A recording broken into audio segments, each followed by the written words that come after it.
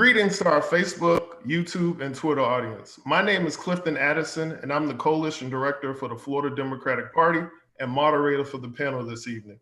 We have an extraordinary panel assembled for you today that will discuss gun violence in communities of color during a global pandemic.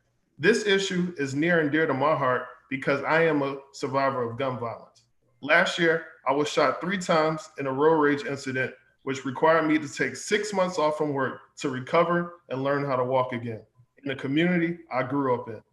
From that incident, I was propelled to start a new program entitled Ceasefire in partnership with the Florida Democratic Party, where we conduct gun violence prevention events in communities with high levels of gun violence.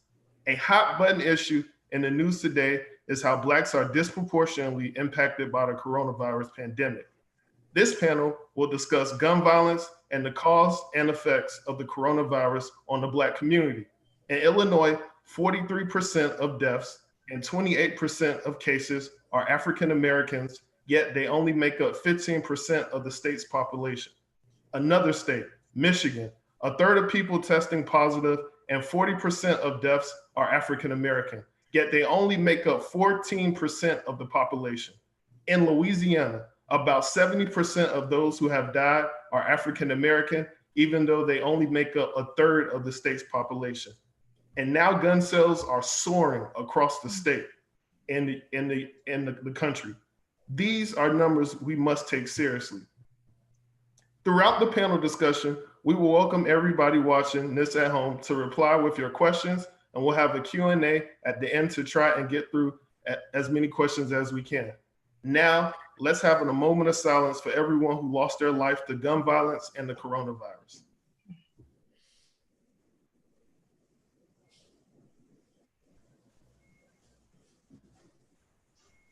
Thank you. Moving forward, we will allow our panelists to introduce themselves and talk about their relation to gun violence. Madam Chair, we'll start with you. Thank you, Clifton. Thank you so much for your leadership on this issue. I'm Terry Rizzo, the chairwoman of the Florida Democratic Party. And first of all, I want to thank you, Clifton, all the panelists who are here tonight to discuss this, and to everybody who's watching us at home for coming together to discuss this issue of promoting gun safety and prevention of gun violence, and especially during this unprecedented crisis that we're in with a pandemic related to coronavirus. As I said, we're in an unprecedented situation here, and Clifton referred to the skyrocketing gun sales. There's skyrocketing unemployment on top of that, and disproportionate impact of the coronavirus on the African American community, on top of already existing epidemic of gun violence in our communities, in particular our communities of color. And so as a citizen and as the chairwoman of the Florida Democratic Party, I think it's critical that we come together to discuss this issue and what we can do to help impact this and prevent this. Thank you, Clifton.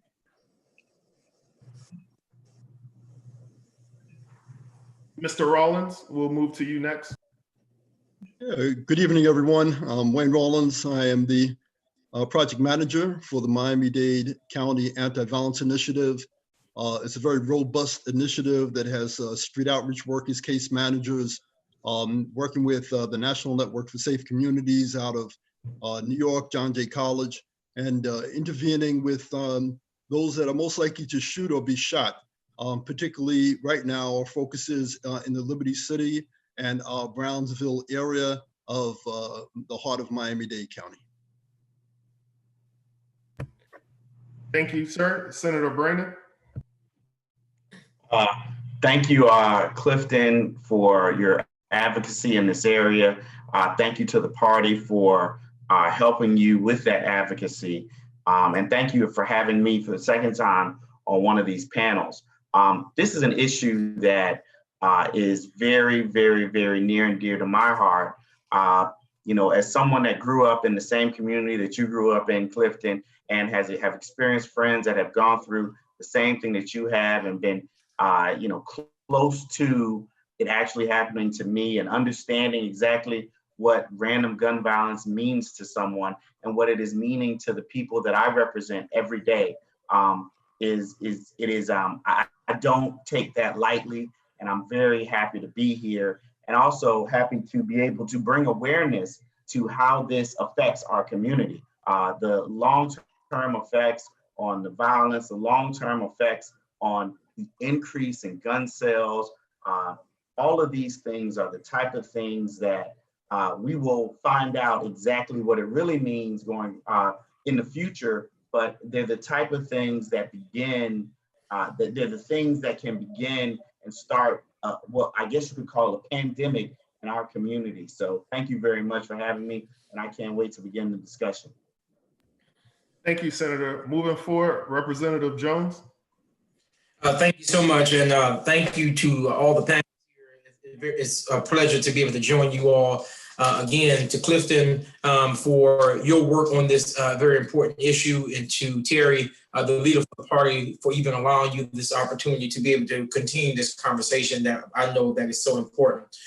Listen, the one thing I want us to recognize is that the time that we are in with the pandemic, dealing with the coronavirus, just adds on to the conversations that we cannot continue, we can't veer away from when it comes to the issues that takes place within our communities. I believe that this is an important conversation on what we as people and as leaders within the community and what we're doing. And the one thing I'm happy about, the individuals who are on this panel today, we're not just having a conversation and being a bunch of talking heads on this issue.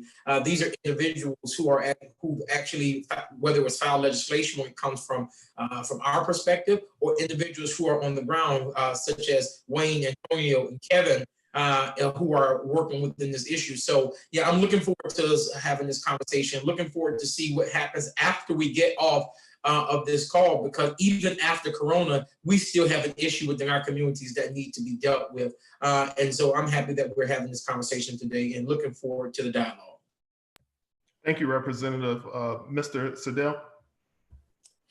Hello, everyone. Thanks for having me again, Cliff. My name is Antonio Cediel. My background is actually as an educator. I was a former teacher and a high school principal, and I was a deputy superintendent of schools. And all through that time, I always had one foot in these issues of gun violence, incarceration, all those issues that affect our families. The last 10 years, I've been part of a campaign, a national campaign, to end urban gun violence and mass incarceration. And both of those things are plaguing our communities, definitely here in Florida for sure. And on the gun violence side, we really promote proven strategies that can stop gun violence in our cities.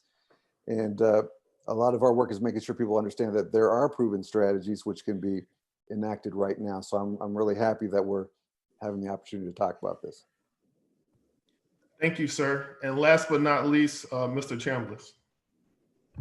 Again, thank you, Clifton, for putting this together. The work that you are doing throughout the state, the ceasefire initiative, is greatly appreciated. Thank you to Chairwoman Rizzo and the Florida Democratic Party for acknowledging and prioritizing this particular issue as it affects so many of our communities. As the president of the South Dade Democratic Black Caucus, I serve a community that unfortunately has a high rate of gun violence. And also as a youth minister, I'm having to console young people who have lost their friends, young people who end up dying that I have tried to mentor through the years. This issue touches at the heart of some of the work that I do in the community. I look forward to this conversation because we've had this pandemic going on for generations. And it's time that we talk about solutions to end it. And I think that we will be able to get to some of those solutions during this particular video conference. Thank you, sir. This question is for Senator Brannan. Your district encompasses Miami Gardens, which has a high level of gun violence. Can you give us a sense of the current climate of gun violence in your district? I think what is important to realize is that Miami Gardens is no different from many of the other communities across this state that look like Miami Gardens, whether it be Miami Gardens, Liberty City, Jacksonville, and there, the north side of Jacksonville, or certain parts of Orlando. We have issues that happen here that have led to gun violence. We have a plethora of weapons, and guns seem to be the way that people are solving problems. But what we can say is the things that we have that we're trying to put in place, and I think Antonio talked about the proven strategies that myself, even Rep. Jones and Mayor Gilbert are things that we think are giving people opportunities and options and other ways to solve problems. You know, the thing about this pandemic is we've had people inside and we've had people home. So it's cut down a little bit on the actual people getting shot. So that's one of the positives that has come out from this. But let me tell you, one of the issues that we had here in Miami Gardens and throughout my district is you know, they talk about mental health, but what it is it is not exactly the mental health that they talk about. It is the thing that comes about when you feel trapped in an economic situation that you don't see any way out. It's the mental issues that you have when you don't have proper health care. I know that at some point we'll talk about that, but when you have something as simple as diabetes, which is treatable, and yet you have people losing limbs, getting hands cut off, grandparents seeing diabetes as a sentence for you getting your leg cut off. People living, you know, when you're having to stay in your house, when you have 5 or 6 people living in a 2-bedroom apartment because affordable housing is not available, then you get frustrated. And when someone does something to you, or you get in a situation that most people would just talk out, you get that anger that lashes out. And so these are the things that I think have caused us to have some of the violence or gun violence that you have. Things that are not, what you're seeing is the fruit of a tree, not the roots. Great, thank you for that answer. Does anyone else have an answer to this question before we move forward to the next question? Okay, this next question is for Chair Terry Rizzo. In order to create a program like Ceasefire at the Florida Democratic Party, first it has to be approved by you. Why did you feel this program was essential to the Democratic Party and for Floridians? And you know, as you know, one of my responsibilities as chair is helping to develop programming and prioritize what it is the party is doing. And this is an issue. Gun violence is an issue that affects the citizens of Florida, and particularly many of our communities. And we know that there's one party that's been addressing this on the national level, on the state level, and we know that there's one that isn't. The Republican Party is beholden to the NRA and have been basically blocking attempts, you know, to implement responsible gun safety legislation, both locally and nationally. This is an issue that is of concern to our people, and we know that that gun violence is an epidemic nationally. But unfortunately, too often attention is given to incidences of mass violence. Mass violence is extremely critical and should be addressed. But on every, and Oscar mentioned this before, and Chevin referred to it as well. This is something that affects people every day in their lives, in our communities, and it needs to be addressed here. And our legislators have attempted to address this, but have not been able to be successful in many cases because it's been blocked on the state level. So one of the roles of the party is to encourage people to vote and to direct people to vote in a way that it directly impacts them. And if we would like to get responsible legislation forward, we have to vote for the people who are going to do it. So from the party perspective, discussing this intelligently, addressing the causes of it as well we can, and implementing legislation that will affect responsible gun safety that directly impact our communities. And that's one reason why that I felt that it was important that the party support this initiative that you brought to us, Clifton. Thank you.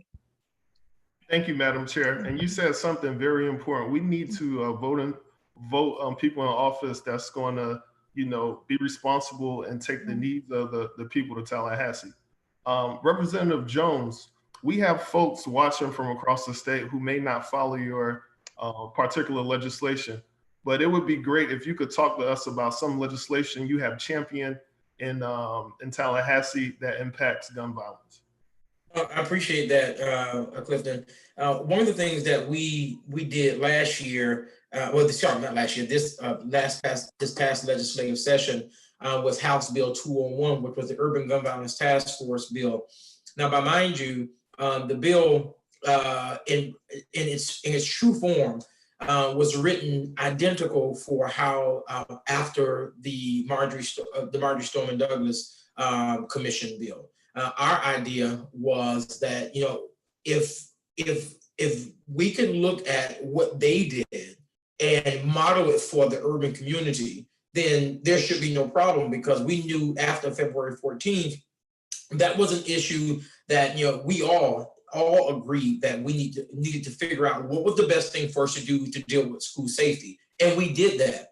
But then after that, such as the conversation that Antonio and Oscar and I and the Secretary and I have always had, is that even after all of that had happened within our communities, we still was dealing with gun violence within our own communities, and with no help that came our way. And so that's why we filed the legislation to look, how can we study gun violence within our communities, bring the recommendations back to the legislature to figure out ways that we can combat what's taking place in our communities. It went through the first committee. We went in with some votes down, but after sharing the stories from my district and sharing stories from districts from across the state of Florida, we were able to get it past the first committee stop. But the bill stopped in its second stop. And we did not know why, because they said it was a fiscal to it, not realizing that appropriations committees were still meeting, but our issue was still on the table. And I kid you not, I always give them props, but I went over to Senator Brandon, and my biggest thing was, this was something that is very important to not just my district. This is important to the state of Florida. What can we do to continue to push this issue? And Senator Brandon is always big on pushing your story out there on why you're filing this type of legislation. And we did that. Although appropriations didn't meet again, they created a committee substitute bill, and they created an entirely new process to be able to run the bill through. They watered it down just a tad bit. But one thing I've known, that if being in the minority party, that you have to negotiate through some of the things. But the one thing I was not going to negotiate on was the truth. And that was the truth, and what I know for a fact that in our communities and what we're dealing with, we didn't just want a piece of paper to go out and say, we just want to model after what they did on the Marjorie Stoneman Douglas Commission. We wanted to specifically look at what are those areas within our community that we know for a fact that need to be addressed, whether from an economic issue, from an education issue. These are the things that we knew how we want to know. How does this look like? Even after speaking with Antonio and looking at some of the things that he's done and is doing, and looking at areas that from other states and what they have done, we put all of this within one piece of legislation in order to move forward. It did go forward. I'm sure it'll get to the governor's desk. I don't know the new bill number after it came out of the committee substitute, but what I can tell you is that we pushed for the issue of why it was important for our community to have this discussion, to make sure we brought this win home. If nothing else passed, we knew that this win was important for our community, and that was the Urban Gun Violence Task Force that I'm looking forward to Governor Center in July. Yeah, I'll just jump in, and because it's an important effort, and I think one of the things, especially in a state like Florida, Terry mentioned, trying to push gun control legislation, but I think in a state like Florida, and even federally, we need to think about some of these urban gun violence prevention strategies that can be funded, which can get bipartisan support, because actually the Republicans like these strategies because they don't necessarily touch gun laws. The Harvard researchers have already shown that for less than $1 billion, you could cut homicides in half in all the major cities throughout the country. We could do that right now. After the Parkland shooting, the state of Florida allocated $400 million to to school security. $400 million, we could have funded all these strategies in all Florida cities and cut homicides in the state in half. So as horrible as Parkland is and mass shootings are, they're only 2% of the homicides. So we need to actually devote some different energy and focus to some of these strategies that politically we could get done right away. Thank you for that, guys. Let's now shift the conversation to the current coronavirus pandemic and its relation to gun violence. Kevin, data is suggesting that African Americans are disproportionately impacted by the coronavirus. Could you elaborate on the type of impact you believe the pandemic will have on gun violence in our communities? Thank you for the question. So there's a couple of things that we've noticed since we've been given stay-at-home orders that are happening specifically in the South Dade community. Thing one, immediately after stay-at-home orders were issued and youth were now at home instead of being in school, which is more of a controlled and productive environment, we saw a rise in shootings in South Dade, from shootouts in West Bryan, carrying over to Ghouls, shootouts in Florida City. And one of the questions that we asked was, well, how do we as a community address these issues when we have to stay at home? Okay, normally we would have a town hall, information would go out about how to give information to law enforcement to make sure that they can have the necessary information to kind of follow and address the shootings. But we were in the middle of a pandemic, right? And so a lot of the community didn't even know that these shootings were happening. I was watching one of the groups that does work in our community, Mothers Fighting for Justice with Romania Dukes. And every other day, she was sitting here talking about there's another shooting, there's another shooting, there's another shooting. And so so one of the concerns is, because the kids are at home compared to being in school, how are we able to continue to follow up with them and enrich? You think about the nurturing environment of a school system and what that would do for, say, the mental health of a young person. And then also there's the streamline of communication. In such a situation as we're in now, we have to remember that the Black community gets its information differently from the general public. So many people in the Black community aren't getting the same type of information that the general public is getting. And we think that that's of serious concern, because we're talking today about how the numbers are seeming to be disproportionately affecting the Black community. But I remember, as soon as we began the discussions about the coronavirus, many people in the Black community didn't think that they would even get infected.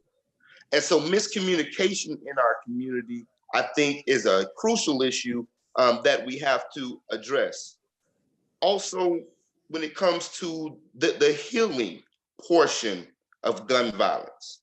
See, there's the shooting, but then there's also the healing of the victims and the victims' families. But how can we do that when we're all with stay-at-home orders in places like Miami-Dade County?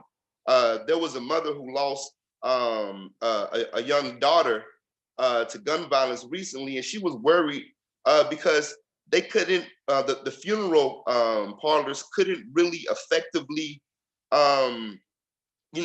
cater to their needs. Their family couldn't come together and mourn. And that's something that's been a consistent issue that we've been having to deal with. Also, we know that many shootings are retaliatory shootings. Well, here's the issue. If the healing process that the community normally does is not there for the family, will that cause a rise in retaliatory shootings? And then last but not least, the statistics that you mentioned about the rise in gun sales, because we know that the more guns that are sold, the more guns are end up on the streets and in the hands of our young people.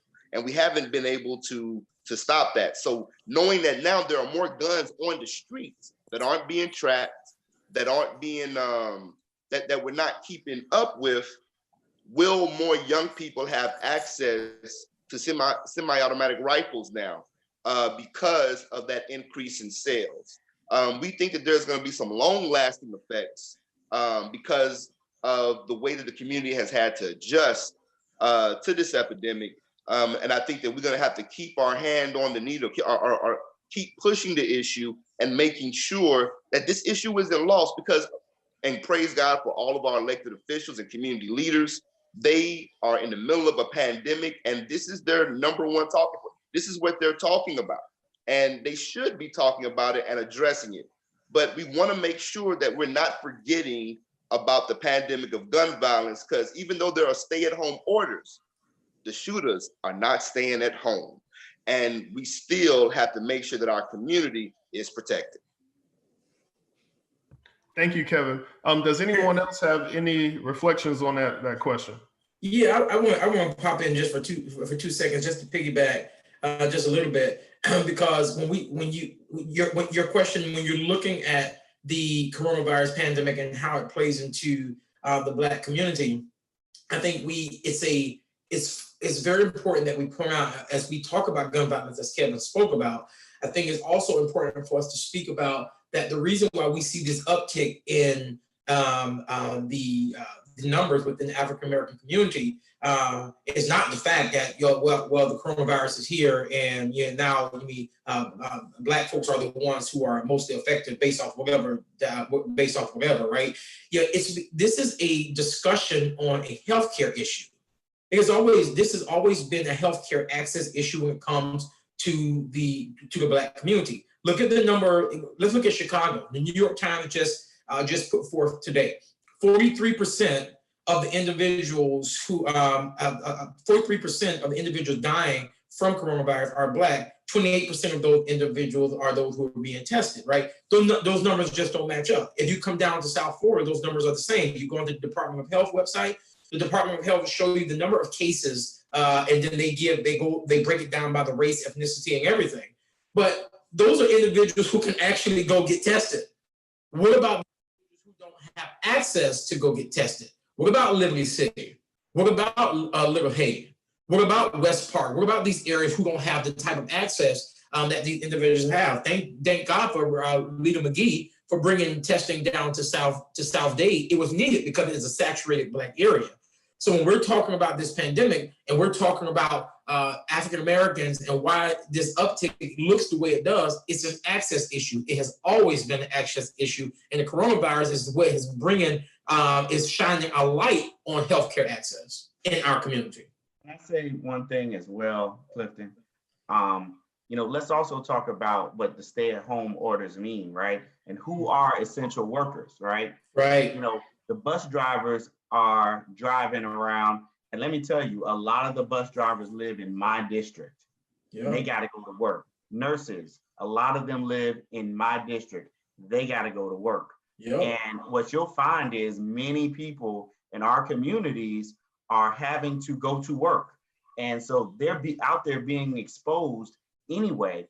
And that's one of the things. And then the ones that aren't are home and some of them are wage workers who have no income coming in and are in even a worse situation. When I talked about we will see the results of this pandemic in our community for real in the long run when this is over, between the health issues and the fact that we are more susceptible to dying from this than most people, the fact that we're still out there because we have to be, and also the fact that economically, this is actually hurting us probably more than it's hurting other people. So I think we really have a tsunami on the horizon. Excellent dialogue, guys. So moving back to background checks, as I said previously, they have surged around the time that the coronavirus really started to hit the United States hard. There are now reports of gun stores that have literally cleared out all of their inventory. Antonio, What are your thoughts about gun sales being on the rise due to the coronavirus pandemic? Yeah, well, I mean, I remember when the virus first started hitting, and I have a friend of mine who's a gun owner, and he told me, just you watch, gun sales are going to go through the roof. He's like, just like people are looking for toilet paper, people are looking for ammunition. And at first, it took me by surprise, but actually, if you think about it, it's pretty logical, right? So in a society that does not feel like government is protecting them, right? Where we've been allowed to, now we have to find our own ventilators. We have to figure out how to get tested ourselves. Each state has to look for all their supplies. All the hospitals are on the open market. Like, we've been basically told, figure out your own supply chains to get masks, to get ventilators, to get all these things. People get paranoid and people are fearful. I mean, what we're talking about is a community and a society that is scared. And so when people get to that place, they're thinking about survival, right? And so just like the senator was talking about, just like Representative Jones was talking about, if you go up just to the basic survival things, which is food, who's out there? The farm workers, the grocery store clerks, the people who are delivering the food to the homes. These are all the exposed people right now, okay? Everyone is pretty much out there on their own. Corporations are not giving them health insurance. They're not protecting them. They're not giving them the materials they need. So basically, you have an environment of desperation. And the gun sales, I think, are an indicator of that. Great answer. Thank you for that.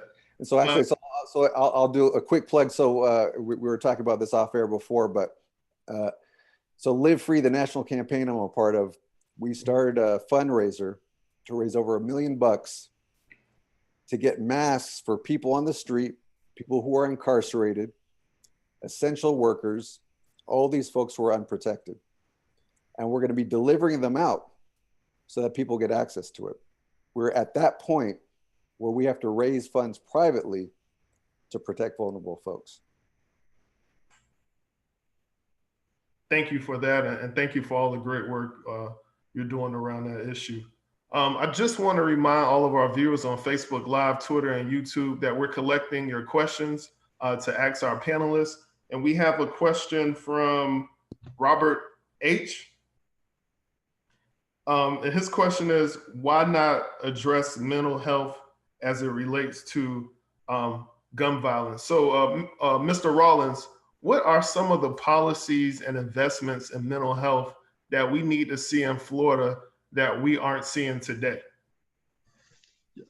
Trauma recovery centers. I mean, it's really critical. In the communities of color, we're seeing exposure to repeated incidents of trauma from a very early age. Trauma recovery centers have been proven to work. The University of San Francisco, University of California in San Francisco has probably the most developed trauma recovery center, but it's being replicated in other parts around the country. And it provides trauma recovery right in the neighborhood. So, you don't have to leave the neighborhood to get the services that you need. Case in point, there's a young man that we were working with in the prison who just recently got released. He got beat up gangster style in Head Start when he was 3 years old by other 3- and 4-year-olds. He went home and his mother said, "Man up." And he never knew his father, but said the mother said, "Man up." And so his mother was also a victim of domestic violence. So as a child, he's being exposed to domestic violence in the home. He's getting beat up gangster style in preschool. And then after years and years and years and years of being repeated incidents of trauma in the inner city, then when he finally got a gun in his hand, then guess what? He himself, became a perpetrator and murdered someone and went to prison. And we worked with him. He's out, he's doing great. And, but this is unresolved trauma. And we need early intervention in trauma, and these trauma recovery centers are part of the answer. Thank you for that answer. Now we're going to move forward and have a question for our two elected officials. Research shows that pre-existing conditions make people susceptible to the coronavirus, and it even could be a death sentence in some instances. With African Americans especially, people can have high risk because of diabetes and high blood pressure. What measures should the state of Florida be taking to ensure we protect those who are most vulnerable? You know, and I'll go first, Chevron, if you don't mind. Thank you. I'm gonna tell you that I thought it was very interesting to see Donald Trump mention this on a press in his presser. You know, from somebody that has fought against Obamacare, which would have provided the health care to manage these things that we talk about that ravage our community, from someone who dismantled Michelle Obama's lunch program and the healthy food that was being provided to our students, which is the start to stopping something like diabetes, high blood pressure, and heart disease, to say now, oh, you know what? It's interesting that this is happening. We should do something about this. I think it was disingenuous. I felt a little insulted by it, but the things that I talk about right there, like the ability to treat these diseases for those that already have them on a regular basis. Because I said, and I think it was my opening of the second time, that diabetes is treatable. You're not supposed to die from it, right? If people had a general practitioner, a general physician that they could go to, if they had access to the medicines that they needed, diabetes wouldn't be a death sentence, and we wouldn't be so stricken in our community for it. And then on another level, we wouldn't have it if we were given fresh food and we weren't living in food deserts, right? So these type of things that have happened before Corona came have now set us and put us squarely in the middle of a target, things that Donald Trump and the people that support him are in favor of. We've been pushing, myself, Representative Jones, Chair Rizzo, for an expansion of Medicaid. We haven't gotten that. We had that bill filed every year for the past, 6 or 7 years, and it hasn't been heard by the same party that elected Donald Trump, by Governor Ron DeSantis and his party. So I'm gonna tell you, the solution is easy, and we've been proposing it for years, and all they have to do is take us up on it. Chevy, you need to unmute yourself. There you go. There's nothing to say, period. Leave well enough alone. Senator Brand just put it out there. We need to expand Medicaid. And listen, and I think it's important to, everything Senator Brand says goes back to an access issue. It's access, period. And everything Senator Brand just made mention of, all of that plus access. So that's right. And I'm finally off unmuted here, and I'd like to jump in also. I mean, Oscar, you hit the nail on the head when it comes to some of the funding for healthcare funding in general. I mean, as we speak, as you know, Donald Trump and his folks are trying to get Obamacare declared unconstitutional, which would immediately throw a whole lot of people with pre-existing conditions off their own healthcare. The governor and the Republicans here in the state of Florida have refused to expand Medicaid. Donald Trump could do something right now. For example, he could open up re-enrollment for the Affordable Care Act for all the people who are getting laid off and who are losing their jobs, and with that their health care benefits. What are they going to do? And so he could immediately open it up for re-enrollment now, and he could say that withdraw from the lawsuit to completely dismantle Obamacare. Those are two things that could be done immediately right now. And then we need to address the issue of Medicaid expansion. But as you said, the whole point is take us up on it. Elect Democrats and get some Democrats elected who are going to pass these things. Yeah. The other thing I would just jump into a place to explicitly tie the gun violence piece with this public health piece, right? So as somebody said, folks on the ground are not always getting good information, right? Yeah. Even people who follow the news every day, it's hard for us to get good information. So folks who are not watching the news and watching politics on a daily basis, they get little pieces of stuff all over the place. So folks on the street, a lot of folks are still not taking it seriously. A lot of folks don't know what they should be doing to protect themselves. So one of the things that we do through the gun violence work is We have guys on the street who are working with the high propensity shooters, right? That's key to the strategy. We identify the people who are most at risk for shooting or being shot. And the street outreach workers who work with them, develop close relationships with them, and get to people who other folks can't get to. They are credible messengers on the ground. They can double as public health educators at this day and age. So for example, with the program that Wayne is administering in Miami-Dade, they have street outreach workers on the ground, right? And so as they're making their daily contacts, they can also be talking to folks about, look, these are the real facts. Hey, by the way, here's a mask. Here's some hand sanitizer. You should not be doing these deliveries without masks, right? All this information that can be disseminated informally in ways that are not going to be disseminated through regular channels, right? So if we did take gun violence seriously as a public health issue, we would be well set up to be dealing with this particular crisis at the same time. That's an excellent point. Great point. Great point. Just a follow-up question to the initial question. Our Governor DeSantis received a lot of criticism for not mandating that all beaches be closed in the state of Florida. Do you all believe this current administration in Florida has done and is doing everything they should do to curb the number of infected in Florida? And anyone can answer that question. It's for the whole. I'll say this. I'll say this quickly. I think we moved too late. I think we were reactive in our movement, and considering that we were reactive in our movement, I believe that it has put us in the predicament that we're in now. If you look at states like New York, you look at states like Massachusetts, who are seeing a decline in their number of cases because they went on a shelter-in-place order immediately. Florida could have done the same thing. And I get it. I understand that we are a state of tourism, a tourist state. But what is a state of tourists when you have an entirely state that's sick? So the fact of the matter that we moved so late. Now the governor and everyone is trying to play catch up with how we're doing things. And it's just not about just shutting down our beaches. Yeah, it was the time frame in which we shut down all the other things that we knew for a fact was causing, potentially causing a spread in what we've done.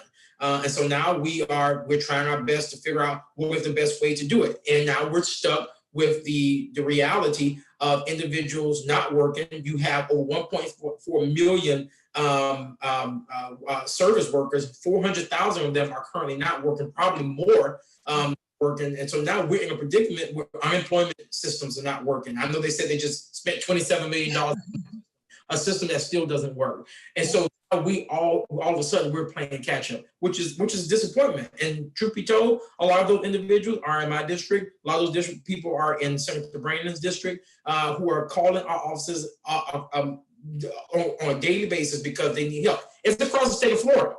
But I'm just being very honest that, we have individuals within our districts who are dealing with a real issue right now as a state. Yeah, Clifton, I have to say I've been very critical, sometimes overly critical.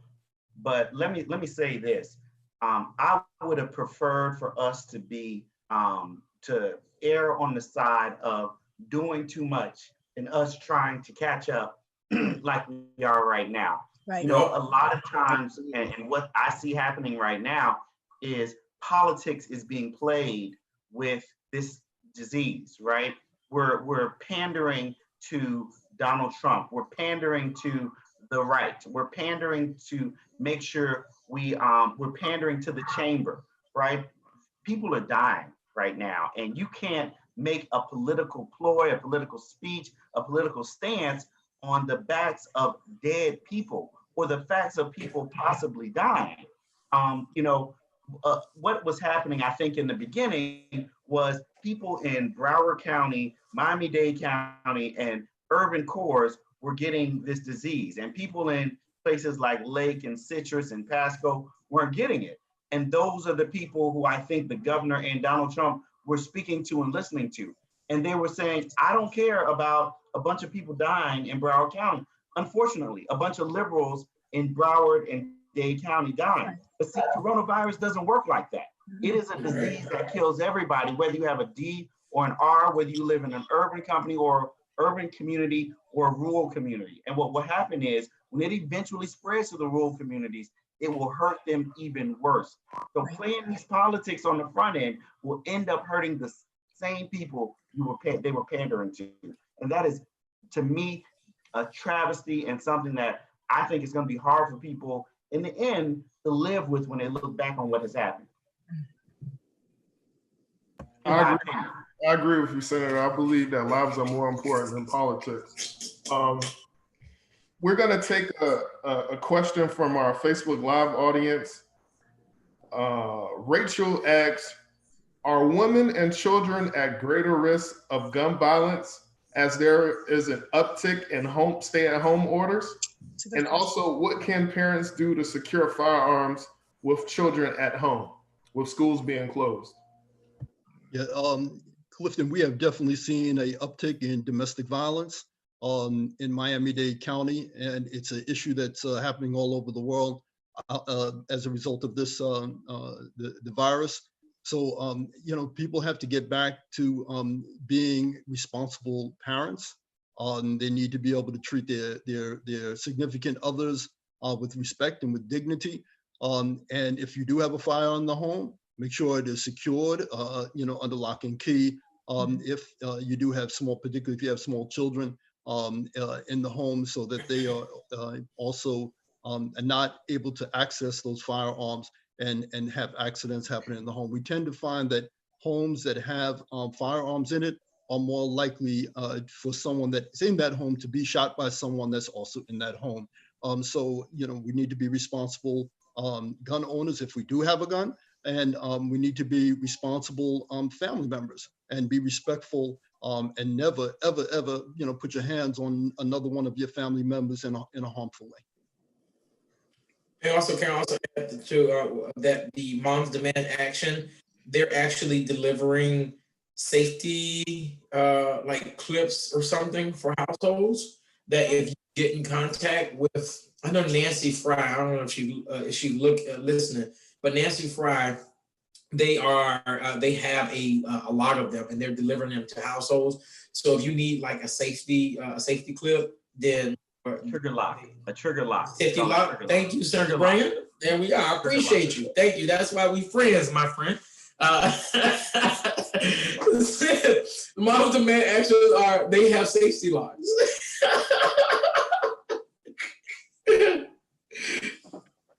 Clifton, can I also comment on this? Absolutely. This goes back something I was mentioning earlier with the issue with kids being at home with parents. A lot of times, I see parents are having to be teachers, they're having to be tutors, they're having to be daycare workers, and a lot of households, they did not know what they were, what their children were like when they were in school, having to learn. So you have a lot of stressful households. I believe that we need to make sure that we continue to create strategic and creative ways in which individuals in household and where they might be in danger, where they can get the word out, where they can communicate with others to let them know that this might be a dangerous situation with loved ones in terms of domestic violence. Because if we're all staying at home, nobody's going to school where you can tell the teacher. Or where someone could, maybe reach out to a coworker on the way back home. They could stop by the police department. We're not in that scenario, so we have to make sure that our communities have creative ways to communicate when they don't feel safe in the home. I think that we're going to have to take a long-term approach, but also an immediate action in doing more community wellness checks, checking on households, and communicating with them to make sure that they have an avenue in which to let us know exactly how things are in the household. When it comes to, certain communities, a lot of times we don't know who to talk to. We don't know who to tell when there's a problem. And so I think we have to work on getting that information out into the community so that if there is a situation where people are in danger, that they can let somebody know. I agree wholeheartedly. Does anyone have any information on an organization that anyone could reach out to if they do have a domestic violence issue that they could just give right now on live, just in case someone watching is having that issue? We'll look it up. Okay, if not, we'll make that information available on our webpage. So unfortunately, we're getting to the end of our discussion, and we only have time for one more question. And this one is for you, Antonio. What, with your work and traveling nationwide to deal with the issue of gun violence of communities of color, what are some of the measures that communities can take to cartel gun violence here in Florida? Well, like I was mentioning before, there are proven evidence-based strategies that have worked in all kinds of places. So before moving to Florida, I lived in Oakland, California, and there we reduced shootings and homicides by 50%. We've done that same work in a number of cities all over the place, and it doesn't require huge amounts of investment. So Miami-Dade, under Wayne Rollins' leadership, is launching a similar program right now. These are programs that you could get your city government or your county government to fund right away. And the basic principle of the program is, as I was kind of referencing before, is even in the most dangerous cities, it's a tiny fraction of people who are involved with most of the gun violence. It's a fraction of 1%. And so the strategy is you identify that very small number of people and you surround them with supports to help them shift their lifestyles.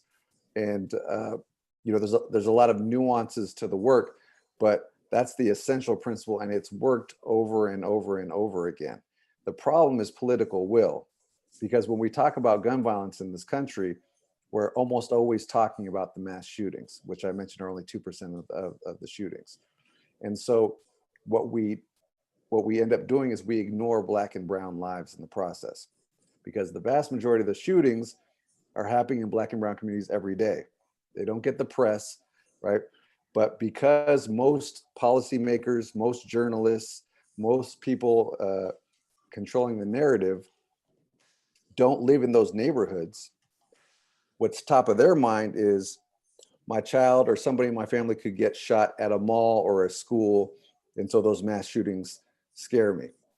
And obviously they're horrific things, but again, it's 2% of the question. And so when we're talking about the gun control issues, which always come up after the mass shootings, we get into a political stalemate. Nothing happens for decades, and we're wringing our hands. In the meantime, it's like we have penicillin and we're refusing to give it to the people, right? There are proven strategies that could be implemented without too much money, and we don't do it because we can't convince local officials, whether Democrat or Republican, I hate to say it, to invest in it. You'll tell the mayor, the police chief, whatever, gun violence is a problem, they'll nod their heads, but getting them to actually invest in the strategies, that's a whole other matter. And so to me, it's criminal basically, because the solution is there, but we're simply not doing it because we don't have the political will. Yeah, Clifton, I would like to just jump in and add that, my heart goes out to the people in South Dade when Kevin was mentioning how since the stay-at-home order was implemented, there's been an uptick in shootings and homicides. Well, in Liberty City and Brownsville, where we are implementing the group violence intervention strategy, we have not had one homicide since the stay-at-home order. In the month of February, we had one homicide. I can't remember in the past where we only had one homicide for a month in that area. So the strategy is working in Liberty City and Brownsville, and help is on the way. Kevin, we are coming down to South Dade next. We're already in discussions with the Miami-Dade Police Department about bringing the strategy down to South Dade. And I know it can't come soon enough, but but it is being worked on, and we'll have a conversation soon about how we can work together and making that happen. And going back quickly, Clifton, to the question that you had about the domestic violence number, if you go to my website, waynerawlins.com, and go to Our Work, you can download the Reentry Resource Guide, which has the hotline numbers for domestic violence, as well as a ton of other resources. Thank you for that, Wayne. Does anybody on our panel want to add any final thoughts on our subject today on the intersection of gun violence and the coronavirus pandemic before we close?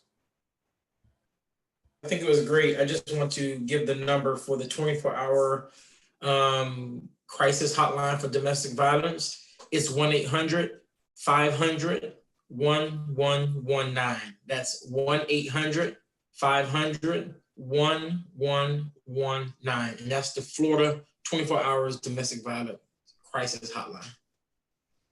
Thank you, Representative, for that. Does anyone have any other comments? Clifton, I just wanted to thank all the panelists for again bringing attention to this very, very critical issue, which is more important now than ever. Now that coronavirus has added to, as you said, Antonio, to the situation that already existed in so many ways. And as you had said, Oscar, with regard to the healthcare issues that had already existed, this is exacerbating it, and the issues in general. So I just want to thank everybody for all of the work that you're doing in the communities, and the more that we can all work together going forward to help impact and intervene in the situations affecting our communities, the better we all will be. And I just thank you for all your work. And thank you, Clifton.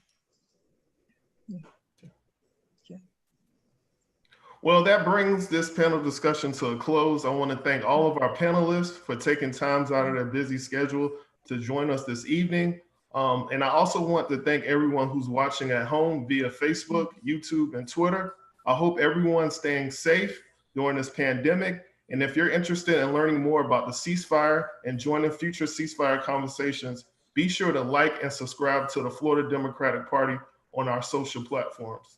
Thank you so much and have a good evening, everybody. Thank you. You guys were terrific.